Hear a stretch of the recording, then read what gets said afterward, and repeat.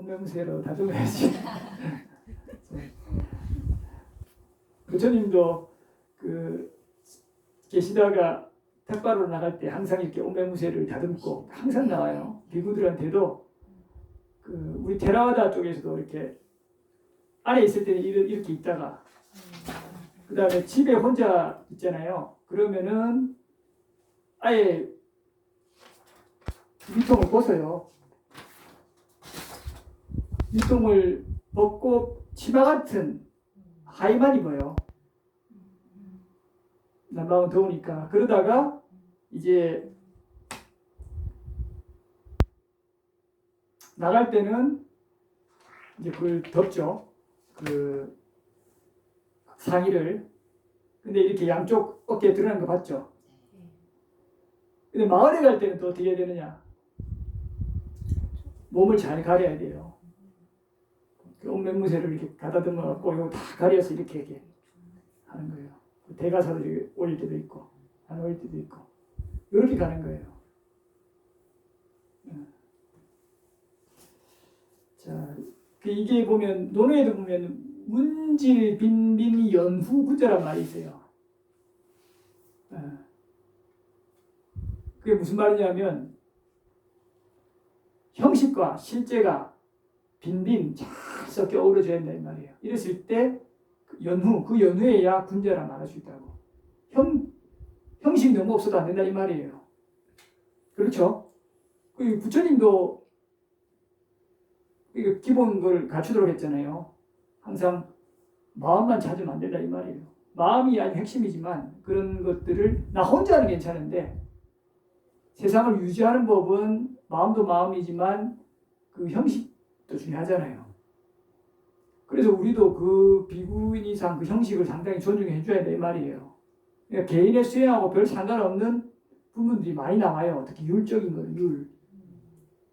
율은 집단을 유지하기 위해서 함께 지니는 공동 규범이잖아요. 그 성격이 강하죠. 걔는 내가 안 하면 어떤 죄책감도 들고 이런 문제가 되니까. 근데 율은 혼자 있으면 별로 안 해도 되는 부분이에요. 우리는 개만 지니는 게 아니고 개율을 지니잖아요. 여러분들 율 안 지니죠? 이런 형식도 필요하다. 그 형식이 또 잘 유지됐을 때 그 집단이 유지되고 법이 오래가요. 그 형식이 없으면 어떻게 해요? 금방 사라지기 쉬워요. 물론 마음만 있으면 하죠. 근데 마음을 담을 외적 조건, 그릇 이런 것이 잘 인데야 거기에 잘 담길 거 아니에요. 그죠? 그러니 좀 비구가 된 이상은 힘이 들더라도 그런 형식적인 것도 이제 따라주고 지켜줘야 된다. 아이 번거롭죠, 스님. 보세요. 스님이 입는 옷 이거 덥잖아요. 저는 여러분들처럼 이렇게 다 드러나는 거 왜 안 입고 싶겠어요. 아니 그거 입고 또 이것도 입어야 되고 가사까지 입고 그죠? 여러분들 그 양말 안 신어도 돼요. 남방에서 양말 자체를 안 신잖아요. 그리고 맨발로 그 사원에 다 들어가야 돼요. 물론 양발을 신어도 되죠. 신발만 벗으면 되니까. 그렇지만 그 완전히 더러워지기 때문에 그 슬리퍼에 보통 맨발로 다니거나 사원에 들어갈 때는 거기 이제 씻고 바로 이렇게 해서 다니니까 저하고 있을 때는 여기서 맨발로 있어도 돼요. 우리나라는 이제 맨발 들어있는 게 예의가 아닌 그런 문화니까 뭐 또 하시려면 하셔도 되는데 이 안에 뭐 각질도 있고 더러운 부분이 드러나는 거를 별로 안 좋아하는 거니까 또 추워서 또 이거 씻는 게 익숙하니까 문화적으로 이렇게 형성돼 있죠. 자, 그래요. 이제 이 부분 한번 얘기해 볼까요? 일단 기본적으로 여러분들이 늘 바른 마음을 가져야 할 때 이 바른 마음가짐이 갖춰지려면 철저하게 바른 견해가 먼저 소행돼야 돼요. 바른 견해가 서려면 일단 들어야 돼요. 안 들으면 안 돼요. 듣고 그 바른 견해가 더 확고해지기 위해 바른 노력들을 기울여야 돼요. 그것이 바른 정진이 될 수도 있고요. 바른 정진이 어떤 겁니까? 사정근이죠. 사정근이 어떤 겁니까? 네 가지죠. 일어난 것, 일어나지 않는 것. 그 선법, 불선법 해서 그저 네 가지 되잖아요. 선법에 대해서 두 가지, 불선법에 대해서 두 가지. 일어난 것은 선법은 증장, 일어나지 않은 것은 일어나게. 불선법은 일어난 것은 제거, 일어나지 않은 것은 또 일어나지 않도록. 이렇게 정정진이죠. 이거에 대해서 보세요. 정정진을 똑바로 하려면 또 뭐가 있어야 돼요? 바른 견해가. 뭐가 옳은지 그른지 모르면은 정정진이 안 되잖아요. 또 바른 견해가 강화되려면 실천을 안 하면 또 강화되겠어요? 보살님이 아까 말씀하셨던 그거를 들어서 맞다 했지만 또 들어보니까 또 그 깊이가 달라지죠. 그 사람한테, 그죠? 보살님이 직접 보면 더 다르겠죠. 이렇게 해서 달라지는 거예요. 서로 영향을 주고받는 거예요. 계속 넓게 보면 팔 정도가 서로 주고받는 거예요. 계속 향상으로 이렇게 계속 올라가는 거예요. 다시 돌아가서 이렇게 바른 마음가짐을 여러분들이 계속 가지려 한다면 기본적으로 여러분들이 지금 현재 상황에 대한 수용적인 자세가 필요해요. 실제로 또 바른 마음가짐을 어느 정도 확립하면은 수용적인 자세가 돼요. 수용을 안 하면 어떻게 할 거예요? 뭐 수용 안 해서 뭐 나아지는 게 있어요? 수용 안 할수록 괴로울걸요? 그러니까요.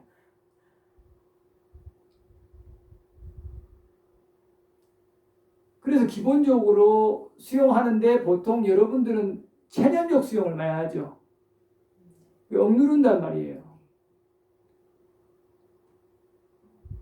억누르다가 어쩔 수 없이 어쩌겠노 이렇게 해서 하면니까 스트레스가 쌓이잖아요. 그게 쌓이다 보면 폭발하고. 그런데 바로 안 쌓아두고 폭발하는 것보다는 훨씬 낫죠. 그 바로 폭발하는 거는 인욕이 없는 거잖아요.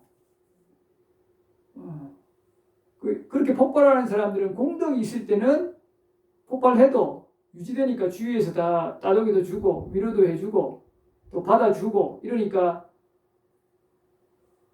그러니 넘어가는데 또 젊을 때는 그나마 그죠? 서로 폭발하니까.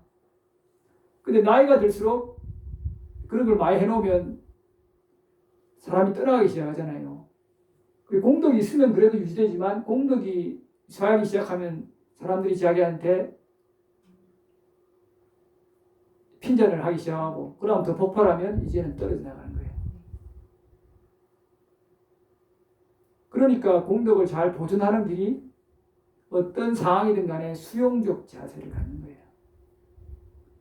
그 삶을 개선하지 말라는 건 아니에요. 여러분들이 삶은 끊임없이 향상으로 이르도록 노력을 기울여야 돼요. 법다운 개선이 필요하다 이 말이에요. 그런데 여러분들 힘을 꽉 주면 될까요? 안 될까요? 괴로워져요. 왜 괴로워져요? 개선을 하라 했는데 왜 힘주면 안 돼요? 힘주면 더 빠르잖아요.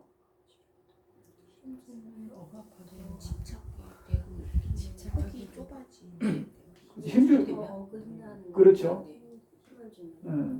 힘주면은 이제 여러분들이 조금 공덕이 있어갖고 또 힘주는 대로 좀 더 잘 이루어지면 엄청 좋단 말이에요. 근데 그거가 안 되는 순간 더 화가 나죠. 그럼 다시 돌아가 버려요. 오히려 더 역효과 나기도 하고. 여러분들 보셔요.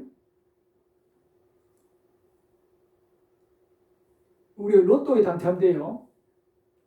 그러면은 당첨돼서 그래도 지혜로운 사람들은 그거를 더 잘 쓰고 계속 평생 그걸로서 공동 누리면서 사는 사람도 있죠.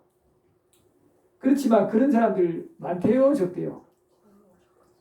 별로 없죠. 실제 사례를 외국이든 우리나라든 따져보면 여러분들이 그 별로 없는 아주 현명한 사람일 거라고 항상 생각해서는 안 됩니다. 그런 사람일 수 있겠지만 항상 마음을 잘 다독이고 마음 챙겨야 돼요. 왜 그러냐 한번 보세요. 자기가 갑자기 준비가 안 돼 있는데 뭔가를 열망했잖아요. 강하게 열망하니까 뭐 심심풀이로 하든 진짜 아주 강하게 원해서 하든 해가지고 그게 얻어졌죠. 그러면 강한 열망이 있고 바라던 게 있으니까 그거를 엄청 누리겠죠. 쫙 빨려 들어가 버리겠죠. 그런데 본인이 누리지 못한 거 누리니까 엄청 기쁘니까 더 빨려 들어가겠죠. 일반적으로. 그러다 보면 이제 적절함을 아는 사람은 조금 예를 들면 뭐 로또에 걸려서 얼만큼의 금액을 은행에 넣어서 그 이자로만 갖고 좀 산다든지 누린다든지 투자를 해서 그로 인해 발생하는 어떤 금전으로 가지고 자기 이익을 좀 본다면은 그 문제 없죠. 유지되잖아요.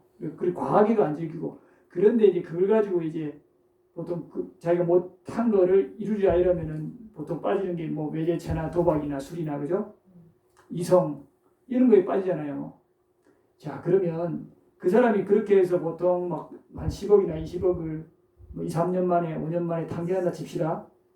그러면 그 이후 삶은 야, 내가 3년, 4년, 5년 정말 재밌게 놀았으니 이제 내가 활 털어내고 안 논 거보다 훨씬 낫지 않느냐. 난 놀아도 봤다. 이제부터 열심히 살아야지. 평생 열심히 살겠어요? 아니면 그 열심히 놀고 나서 더 괴롭겠어요. 그게 안 되니까. 아니 근데 상식적으로 따져보면 그거 아예 안 해본 사람보다는 훨씬 즐거울 거 아니에요. 근데도 여러분들이 한결같이 더 괴롭다고 그래요. 그러니까 못하게 되니까 그죠? 상대적으로 즐거움 자체도 고죠. 그것이 이제 사라지니까. 그렇죠. 그러니까 이런 것들을 알면은요. 지금 상황을 일단 좀 만족할 수 있게 돼요. 우리가 뭔가를 바랬을 때 그게 잘 되면 아주 좋을 것 같지만 그것이 갑자기 들어온 거는 특히나 그게 사라졌을 때 그런 상실감도 커요. 늘상 우리가 어떤 대상을 쫓으면 그거에 대한 반작용도 크다 이 말이에요. 그러니까 여러분들이 지금 누리고 있는 것들 이것만 해도 사실은 풍족해요. 여러분들이 이 평일날에 이 먼 곳까지 여러분들이 소유한 이동수단을 가지고 여기까지 와서 또 그만한 건강도 갖추고 있고 그죠? 또 이런 법을 들을 수 있는 이력도 갖추고 조건도 충분히 갖춘 그리고 더운 날에도 덥지 않은 이런 조건에서도 공부할 수 있는 것도 여러분들의 큰 복들이에요. 이 비구가 자주 얘기하는 것들이 있어요. 첫 그 멜로 하나 만들고 본문도 아마 아마 초창기 본문에 하여튼 늘상 주어진 조건에 만족할 줄 알아야 아마 이걸 거예요. 그래서 미얀마하고 인도 여러분들한테 보살님한테 여러 번 그랬죠. 가봐야 된다고. 인도 혹시 가보셨어요? 미얀마나 태국도 안 가봤어요? 똑같은 사람이에요. 근데 그네들은 그래도 살아요. 그 쓰레기장에서 이렇게 해서 자고 있어요. 노숙자 아닌 것 같긴 한데 여러분이 상상도 하기 힘든 근데도 그런 환경에서 잘 살아요.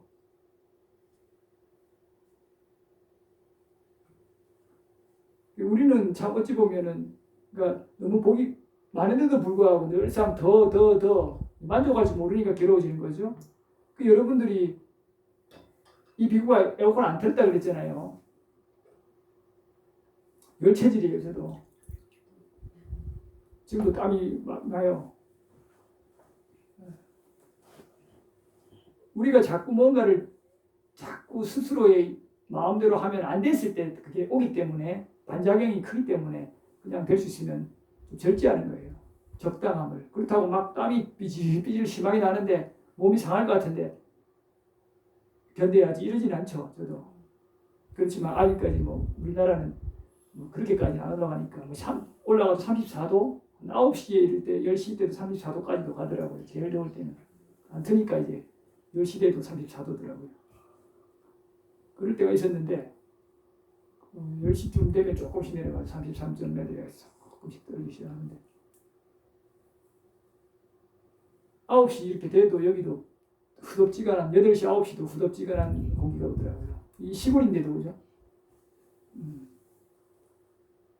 그래도 그냥 아이고 별 이제 불만족이 없었어요. 그냥 그렇다 하고 지냈는데 왜 그런 마음들을 자꾸 일으키냐면 뭐 일부러 특별히 막 일으키려고 노력하는 게 아니고요. 대상을 보면 그렇게 조금 자연스럽게 그게 그런 인식들이 와요.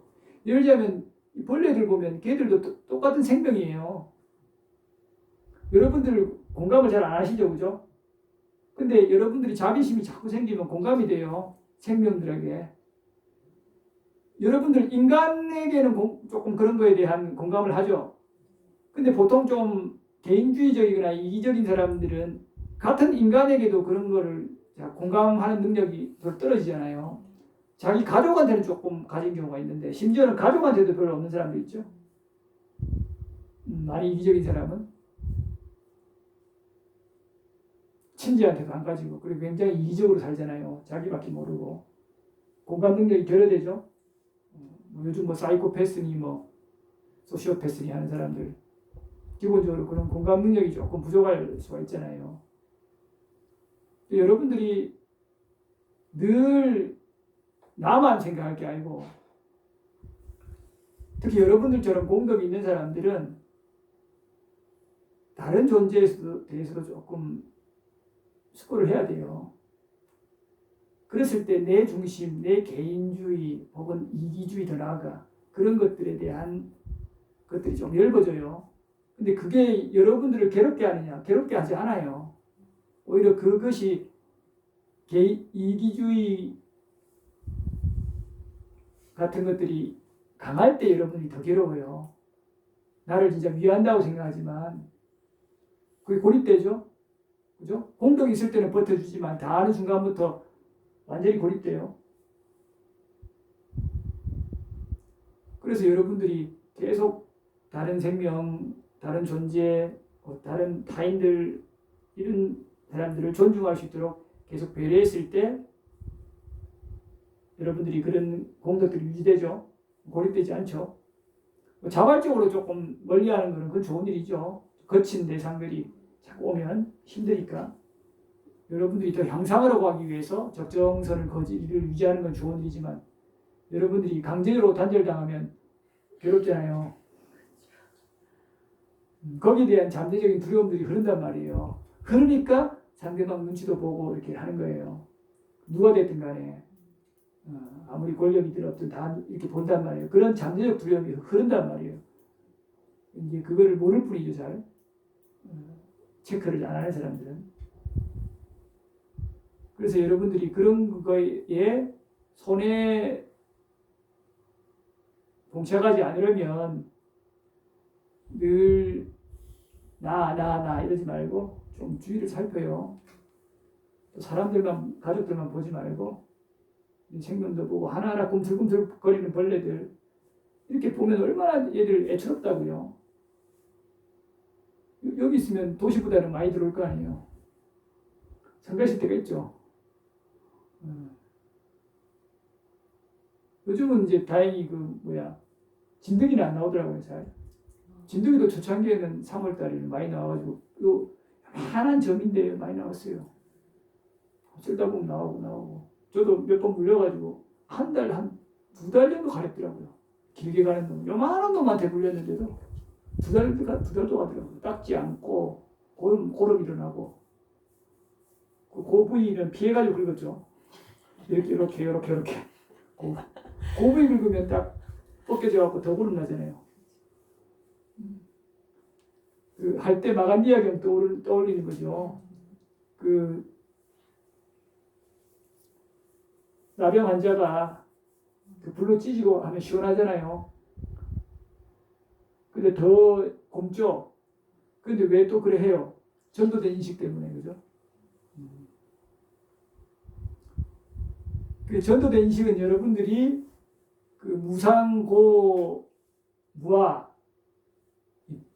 부정 이거 깨끗하지 않은 거를 여러분이 상락 아정으로 여기는 거예요. 무상한 거를 항상하다고 상으로 여기고 고통 괴로운 것을 즐겁다고 여기고 실체가 없는 것을 고정되어 있다고 여기고 고정되어 있다고 여기니까 여러분 중심적으로 생각하잖아요. 나만 깨끗하지 않은 것을 깨끗하다고 여기고 이렇게 상락 아정에 빠지는 거예요. 나만 소중한 게 아니라 저기 꿈틀거리는 벌레도 다 소중해요. 물론 주위의 인간들은 더 말할 것도 없고요. 다 유래했어요. 이들도 또 언젠가는 여러분들의 동료였어요. 여러분들의 남편이고 여러분들의 부인이고 자식이었어요. 아까 말씀드렸잖아요. 우주가 수축하고 팽창하는데 계속 수축할 때는 이 존재들도 업을 다 받아서 어떻게 해요? 높은 데 난다니까요. 근데 그동안 엄청나게 헤매겠죠? 괴로운 데서. 거의 대다수 거의 선해진단 말이에요. 그러다가 다시 펴지면서 어떻게 해요? 처음에는 인간 존재들이 굉장히 선한데 다시 거기서 조금 먼저 업의 흐름 조건에 따라서 먼저 좀 타락하는 사람이 나타나잖아요. 선구자적으로. 그 사람들이 조금 더 업을 지어서 낮은 데도 떨어져서 거기서 또 먼저 또 지옥에 들어가는 사람이 있을 거 아니에요. 최초 지옥자가 있을 거 아니에요. 그때 지옥이 생겨나는 거예요. 조건 따라 생겨나는 거예요, 다.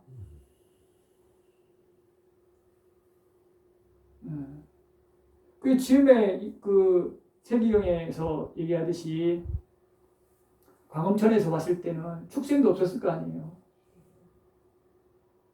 더 하면서 그 업에 따라 축생도 나타날 거 아니에요. 그렇죠. 이렇게 업에 따라 다 나타나니까 여러분들이 앞서 얘기했듯이 늘 수용적인 자세를 갖는 것, 이건 굉장히 중요합니다. 수용적인 자세를 가졌을 때 체념적 수용이 아니에요. 이 법에 대한 이치를, 이 흐름을 알아서 이게 수용하는 것이 당연하고 수용할 수밖에 없구나, 어떤 다른 대안이 없구나 하니까 체념적이 아니라 당연하게 되는 거예요. 그러면서 수용하니까 이제 어떤 좋은 것이든 나쁜 것이든 좀 만족할 수 있어요. 물론 모든 게 그렇다고 완전하게 만족하게 되는 건 아니에요. 그렇지만 크게 거기에 번뇌가 안 일어나요. 조금의 불만족이 일어나도 조금 또 바꿀 수 있을 때는 바꾸죠. 이게 좀 불편하면 조금 바꿀 수 있잖아요. 그러나 거기에 많이 내가 힘을 안 써요. 힘을 주면 그게 될 때는 좋은데 공덕이 있어서 안 되는 순간 괴로우니까 그걸 아니까 약간 힘을 써요. 여러분들이 권투하는 거 봤죠? 권투 보셨어요? 권투 경기 보면 잽을 날릴 때는 상대방이 틈이 별로 없기 때문에 어퍼커트 같은 거 들어오더라도 막아요. 근데 내가 잽이 아니라 세게 이렇게 쑥 어퍼컷이나 이렇게 펀치가 들어가면 맞으면 너무 좋지만 안 맞으면 허점 때문에 역으로 역습당해요. 맞죠? 그렇잖아요. 그러니까 이렇게 가볍게 툭 이거는 날려도 피하잖아요. 내가 힘을 별로 안 줬으니까. 이거예요. 여러분들이 뭔가를 수용하기 어렵다 할 때도 어퍼컷 날리듯이 힘주면 안 돼요. 그냥 톡 해서 해보고 안 되는가? 그러면 안 되는 것 같다 하면 돼요. 연락도 너무 힘줘서 하면 반작용이 커요. 이까지 해보고 다시 실은 이렇게 힘주면 괴롭다니까요. 내 원하는 대로 될 때는 그건 공덕이 있어서 되는 거고. 근데 그렇게만 될 때가만 있는 게 아니잖아요. 또 그렇게 소모하면 또 안 되는 게 더 빨리 나타나요. 왜요? 공덕 소모를 많이 했기 때문에. 그래서 그냥 편안하게 잽을 이렇게 날려서 하더라도 내가 좀 방어되듯이. 근데 이것도 안 날리면 더 좋죠. 그냥 수용하고 가만히 있으면 좋고. 그게 안 되면 편안하게 좀 힘 빼고 이렇게 하는 이 말이에요.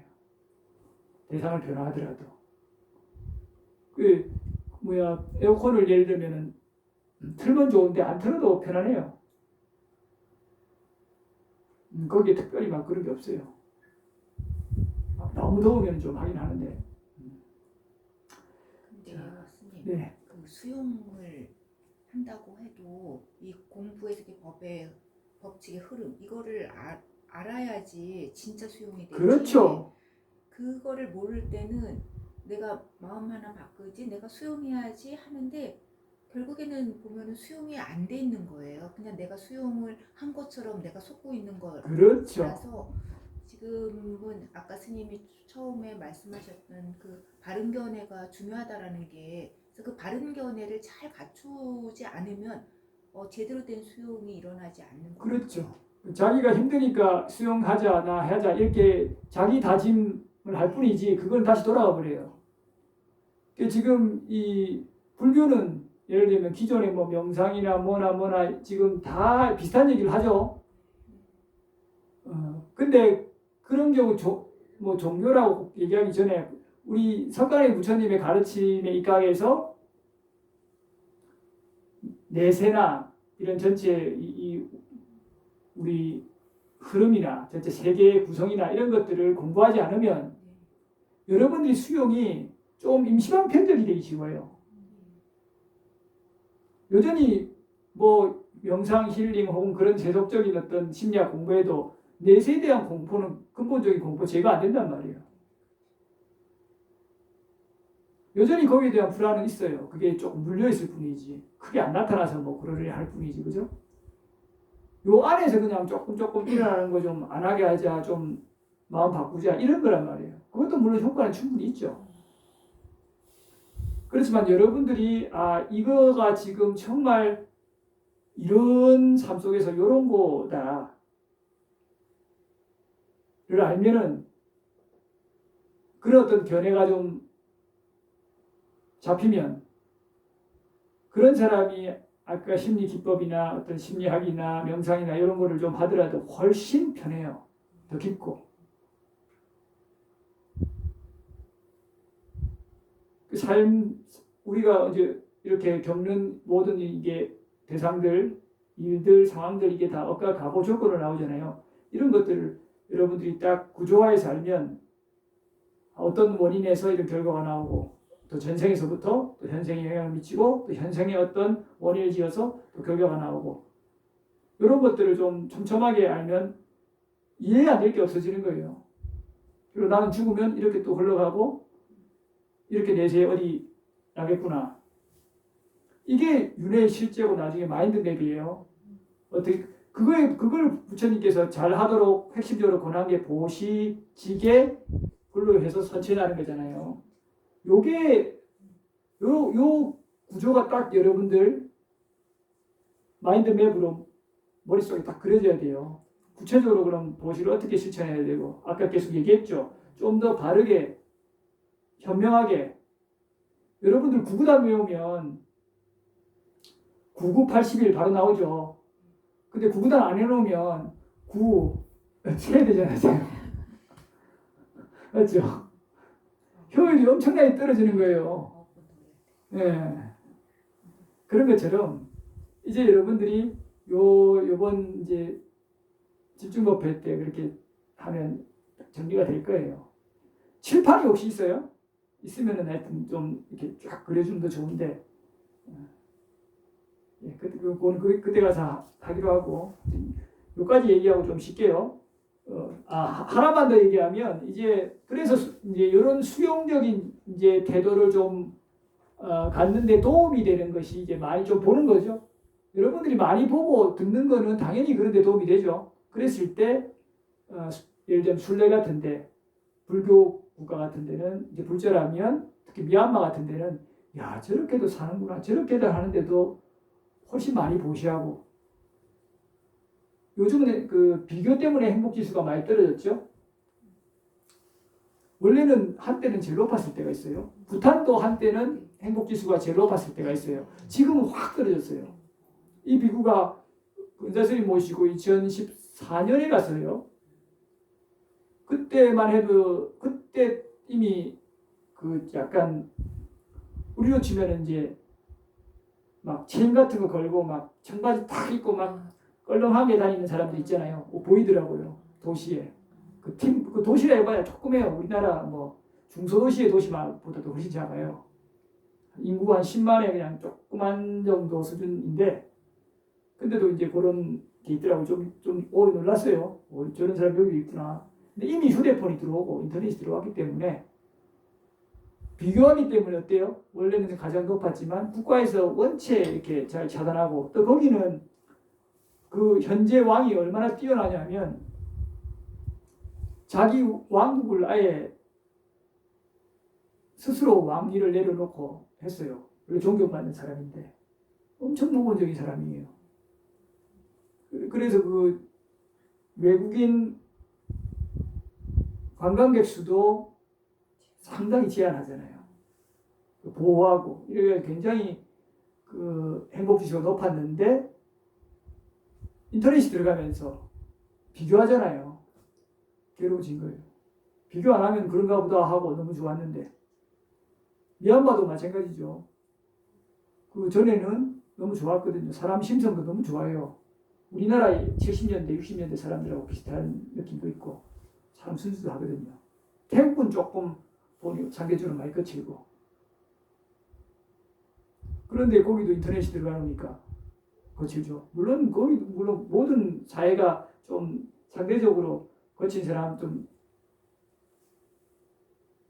훌륭한 사람 나뉘긴 하지만은 그래도 전반적으로 보면 굉장히 이미지가 좋아요. 아마 미얀마 왔다 갔다 하는 사람들은 대부분 좀 좋은 이미지를 갖고 있을 거라 보여져요. 지금은 군부 독재 때문에 상당히 위험하고 어렵게 됐지만은 이런 데 가면서 와 저렇게 진심으로 살고 행복하면서 살고 만족하면서 살고 체념적 수용도 많겠지만 그런 거를 보게 되면 돌아와서 내가 불만족스러운 거 자식 좀 내가 원하는데 그렇게 좀 이름난데 취직 못했다고 화나고 결혼 잘 못했다고 화나고 내가 누리지 못한다고 화나고 쓰지 못한다고 화나고 이러지 않을 거 아니에요. 그런 거를 공덕의 측면에서 숙고하면서 그죠? 나는 이만큼 지어서 이런 조건인데 내가 이렇게 다른 마음가짐을 가지지 않고 화로서 대응하면 나에게 이익이 되지 못하고 손해가 되고 다음에는 이 공덕이 유지 안 되겠죠. 이렇게 숙고하면서 수용적으로 참 나는 많은 걸 누리고 있다라고 생각하고 실제로 또 여러분들을 지금 아까 말씀드렸다시피 여기에 법회를 참석해서 공부를 할 정도의 사람들은 그런 공덕이 있는 사람들이에요. 당장 생계 때문에 여러분들이 신경을 써야 되면 몸이 아파서 그러면 개인 이동선이 없으면 못 온단 말이에요. 맞죠? 그런 것들을 숙고해서 여러분들이 지금 주어진 상황들을 항상 만족할 줄 알아야 돼요. 만족 안 하면 여러분들이 괴롭단 말이에요. 이게 여러분들이 그냥 관념적인 게 아니에요. 실제적인 거예요.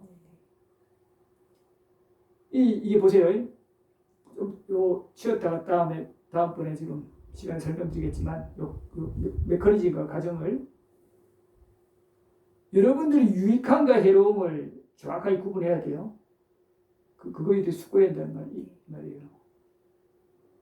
그렇게 하면서 여러분들이 이렇게 내가 성내니까 바로 그거에 의해서 화가 증폭되면서 마음도 씩씩거리고 흥분되고 여러 가지로 괴롭더라. 그리고 그게 잘 상대방이 내가 원하는 대로 돼가지고 화를 낸 게 좀 수용이 되는 것처럼 보이면 좀 시원한 면도 있지만 그래도 찝찝하고 나중에 후회되기도 하고 또 사과해야 되는 그 난감한 상황도 생기고 그런데 내가 이런 것들을 잘 제어해버리면 그런 것들이 안 생기고, 그렇죠? 그러니까 또 심지어는 내가 화냈는데 그게 원하는 대로 잘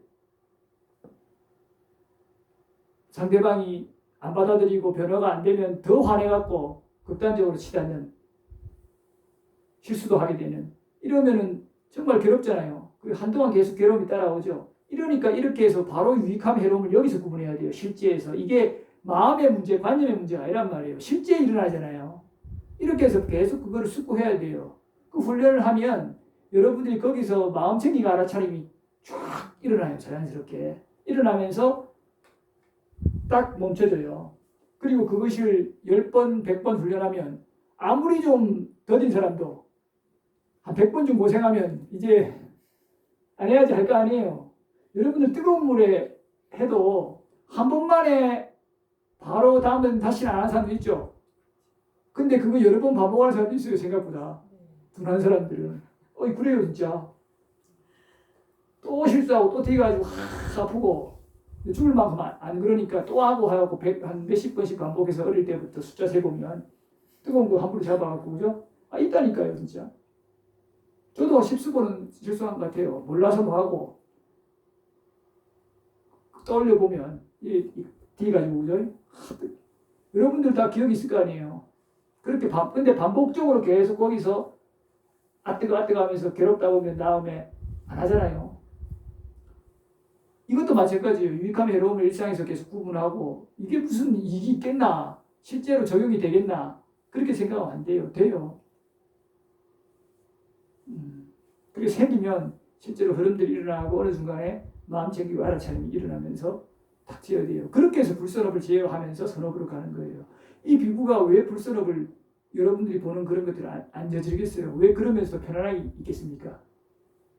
왜 이 비구뿐만 아니라 많은 수행자들이 또 훌륭한 또 제가자도 여러분들이 보는 제가자도 그런 분들 계시죠? 왜 그게 가능할까요? 그게 전생이든 이생이든 그게 끊임없이 그렇게 되어 왔던 거예요. 그게 그래서 지금 그런 조건이 나와서 향상으로 이제 가는 거죠. 그냥 여러분들 원래 저래 이런 건 없어요. 원래란 건 없다 이 말이에요. 그것은 다 그것도 전생이든 이생이든 조건식으로 계속 그런 올바른 노력들을 기울여 왔어요. 여러분들 자 이것만 얘기하고 끝내겠습니다. 여러분들이 올바르게 무언가를 원인을 지으면 거기에 대한 결과가 좋은 결과가 나타나지 않을 수 있을까요? 불가능해요. 물론 그 원인이 이제 좀 큰 것일수록 결과가 크게 되어야 하는 것일수록 원인을 오랫동안 지어야 되죠. 그렇지만 언젠가는 반드시 나타나요. 만약에 저 태평양을 내가 돌로 덮겠다, 흙으로 덮겠다, 이거 한 사람이라면 불가능하죠. 근데 무수한 사람이 무수한 세월 동안 흙을 퍼져나려면 태평양도 덮일 수 있잖아요. 물론 이제 흙이 무한대로 있다는 걸 가정해서 그렇잖아요. 그 원인을 지으면 결과가 나타날 수밖에 없다 이 말이에요. 그러나 그게 너무나 오래 걸리고 잘 안 나타나죠. 그래서 어려울 뿐이지. 여러분들이 이제 그러면 요거에 대해서 충분히 동의한다면 이제는 이제 바른 마음가짐을 가지고 있어요. 적당한 올바른 원인에는 반드시 그에 따른 결과가 있고 지금 좋은 모습을 보인 사람들, 훌륭한 사람들은 그런 원인을 끊임없이 지었던 사람이니까 내가 그런 사람한테 질투해서는 질투하면 또 안 좋은 또 원인을 짓는 거잖아요. 그 질투 마음도 내려놓고 나도 계속 원인을 지어 나갈 뿐이다. 그런데 이것이 바로 나타날 수도 있지만 요 깨울은 삽을 갖다가 한 하루 종일 덮어버리면 덮어지지만 좀 강물은 그래 안 되잖아요. 그죠? 그것처럼 그렇지만은 안 덮이는 거 아니잖아요. 언젠가 안 덮여요. 될 때까지 하면. 그것처럼 여러분들이 지금 욕심이 안 될 수는 없지만 욕심을 최소화하면서 올바른 원인을 지금 이 순간 계속 지어나가는 그것이 여러분들 아름다운 거예요. 그래서 결과를 어떤 것을 해서 그 어떤 좋은 결과를 바라면 괴로워져요. 그 좋은 결과를 안 바랄 수는 없을 거예요, 여러분들. 그러나 그거는 최소화해야 돼요. 지금 내가 바르게 하는 이 의도와 이 신부의 삼업에 초점을 맞춰야 돼요. 그런데 이게 그러면 내가 어떤 상정한 그 결과가 바로 나타나지 않는다 하더라도 나타나면 더없이 좋은 거고요. 안 나타나도 이것은 내가 어떻게 자연스럽게 향상으로 가고 있는 과정이기 때문에 내가 그것은 인지하든 못하든 그 나타나게 돼 있고 때가 되면 그리고 죽어서는 당연히 흐름으로 선체해 갈 수밖에 없기 때문에 그래서 여러분들이 특별히 조바심 낼 것도 없고 물론 그러려면 이 법을 좀 들어서 구조화를 좀 해야 돼요. 맞닥뜨리는 현상들을 계속 수용하면서 한 발 한 발 나가는 그 속에서 희열을 느껴야 돼요. 좀 자세한 건 다음 시간에 합시다. 예, 여기까지 하고 쉬겠습니다.